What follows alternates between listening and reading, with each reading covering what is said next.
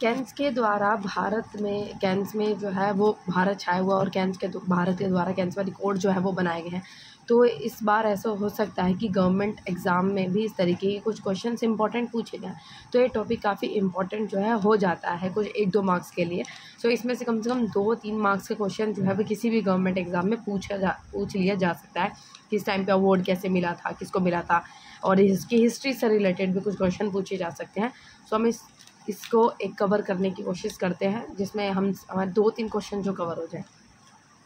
So start करते हैं। मेरा नाम है कीर्ति राघव, और हमारे SSVP इंस्टीट्यूट पे आपको करंट अफेयर्स बाकी तरह की चीज़ें भी बताई जाती है। और हमारी वीडियो अगर आपको पसंद आती है तो हमारी वीडियो को लाइक कीजिए करें, चैनल को सब्सक्राइब कीजिए करें, अगर आप नहीं आए हो तो कमेंट भी कीजिए।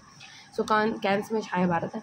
जो 77वें कांस फिल्म फेस्टिवल में भारत ने एक साथ 3 पुरस्कार जीतकर दुनिया को अपने जलवा दिखाया, और पायल कपाड़िया की film all we imagine in light को ज्यूरी अवार्ड मिला है। और 30 साल बाद भारत की यह पहली फिल्म है जिसने मुख्य प्रतिनिधि श्रेणी में अवार्ड जीता है, और इस तरह पायल कपाड़िया अवार्ड जीतने वाली पहली भारतीय महिला निर्माता बन गई है। और फिल्म फेस्टिवल सर्वश्रेष्ठ अभिनेत्री का पुरस्कार जीतने वाली अनसुईया सेनगुप्ता ने भी पहली भारतीय अभिनेत्री बन गई। और इसके अलावा FTII के छात्र चिदानंद S नाइक के sunflower where the first ones को भी पुरस्कार मिला है। अनसुईया सेनगुप्ता को सर्वश्रेष्ठ अभिनेत्री का पुरस्कार फिल्म द सैमल्स के लिए दिया गया, और इन पुरस्कारों के साथ ही भारत की महिलाओं की चर्चा बॉलीवुड से लेकर हॉलीवुड तक भी पहुंच गई है, और इनको वैश्विक मंच पर पुरस्कार मिलना भारत की समृद्ध रचनात्मक की झलक दिखाता है। और यह प्रतिष्ठित सम्मान न केवल असाधारण कौशल का सम्मान है, बल्कि भारतीय फिल्म निर्माताओं की भी नई पीढ़ी को भी प्रेरित करता है। सो दूसरा विश्व युद्ध खत्म होने के साथ ही कांस फिल्म फेस्टिवल की शुरुआत हुई थी। तो थोड़ा सा हिस्ट्री के ऊपर भी इसका नज़र डालते हैं कि कैसे इसकी शुरुआत हुई थी, कब क्या टाइमिंग लाइन थी। सो जो कि काफ़ी ज़्यादा इंपॉर्टेंट है इस बार जब ये न्यूज़ में है, तो ये काफ़ी ज़्यादा इंपॉर्टेंट क्वेश्चन हो जाता है। सो सबसे पहले जो फेस्टिवल है 1946 में आयोजित किया गया था। हॉरालैंड की फ़ंड की कमी की वजह से 1950 में इसका आयोजन नहीं हो पाया था। तो लेकिन तब से अब तक यह फेस्टिवल लगातार आयोजित किया जा रहा है। और कैन्स में सबसे पहले भारतीय फिल्म नीचा नगर दिखाई गई थी, और फिल्म नीचा नगर ने पहली बार अपनी उपस्थिति कैन्स में दर्ज कराई थी। और इस फिल्म को ग्रैंड प्रिक्स जू फेस्टिवल इंटरनेशनल डू फिल्म के अवार्ड से नवाजा गया था। बता दें कि ग्रैंड प्रिक्स कान फिल्म जो है फेस्टिवल का एक पुरस्कार है, जो प्रतिस्पर्धी फीचर फिल्मों में से एक को फेस्टिवल की ज्यूरी द्वारा दिया जाता है। 1946 में आई फिल्म नीचा सागर को निर्देशक चेतन आनंद ने निर्देशित किया था, और इस फिल्म की कहानी के लेखक थे ख्वाजा अहमद अब्बास और हयातुल्ला अंसारी।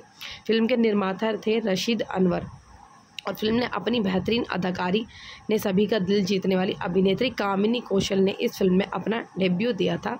और फिल्म के ज़रिए ही म्यूज़िक डायरेक्टर रविशंकर ने भी बॉलीवुड में अपना डेब्यू दिया था। और साल 2001 में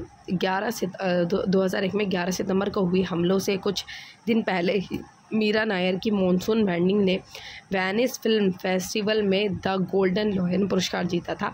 और निर्देशक रितेश बत्रा की 2013 में आई चर्चित फिल्म द लंच बॉक्स ने कैन समारोह में ग्रैंड गोल्डन रेल अवार्ड जीता था। और इसी साल सनडांस फिल्म फेस्टिवल में सूची तलाती को गर्ल विल बी गर्ल्स ने grand jury and audience prize अपने नाम किया था। लेकिन पायल कपाड़िया की खूबसूरत और प्रभावशाली फिल्म ने पुरस्कार तो जीता ही, साथ ही फिल्म समीक्षकों का दिल भी जीत लिया है।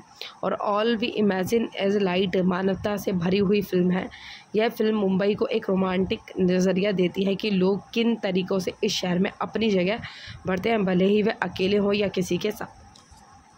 तो यहाँ तक भारतीय अभिनेत्री अनसुईया सेनगुप्ता का सवाल है।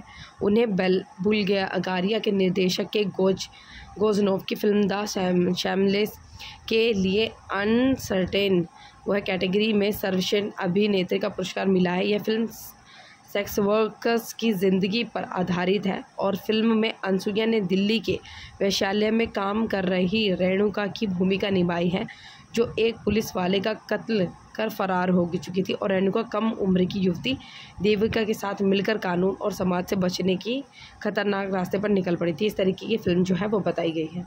तो भारत की जीत से फिल्म क्षेत्र में पदार्पण करने वाले युवा निर्माता, निर्देशकों और अभिनय करने वालों के लिए प्रेरणा बनेगा और उम्मीद है कि अब अगला पुरस्कार पाने के लिए भारत को 30 साल का इंतज़ार नहीं करना पड़ेगा। तो ये कैंस में छाया भारत, ये इस तरीके की पूरी न्यूज़ आई।